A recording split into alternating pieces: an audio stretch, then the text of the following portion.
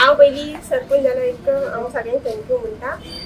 सगळ्यान पयलीं हांव म्हाज्या वोटरांक थँक्यू म्हणटा की तेंच्यांनी म्हाका निवडून हाडला म्हणून आयज हांव हांगा पावलें आसा।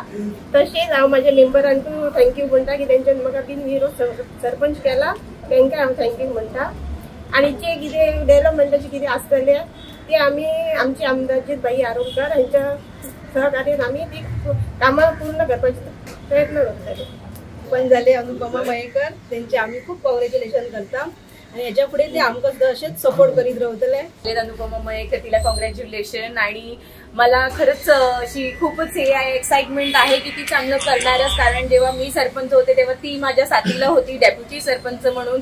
तेव्हा जेव्हा मी नव्हती तेव्हा तिने सुद्धा खूप चांगल्या प्रकारे हँडल केलेलं आहे आणि ती काही काळ डेप्युटी सरपंच होती त्यावेळेला सरपंचही नव्हते त्यावेळेलाही तो काळ खूप कठीण असा गेला होता। सगळ्यांनाच माहित आहे हायकोर्ट आमचा गीतकारवाड्यावरचा मॅटर खूप गाजला होता त्यावेळेला।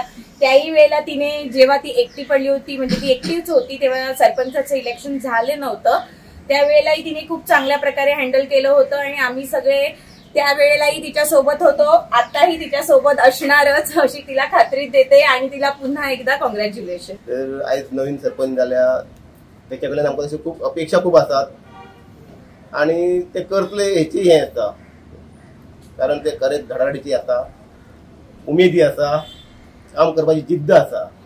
तर आज पर्यंत आमी प्रत्येक कामाप्रमाणे हे केल्ले आसा। प्रत्येक सरपंच झाले त्यांच्यानी आपल्यापर्यंत सगळी कामां केल्ली आसात आणि जी काय पुढे करपाची आसा ती आयज ते पूर्ण करतला अशी अपेक्षा आसा। आमचे आता कितें ह्या फुडें कितें आमी कामां आनी ती आमची सरपंच करतली म्हणून आमकां आशा।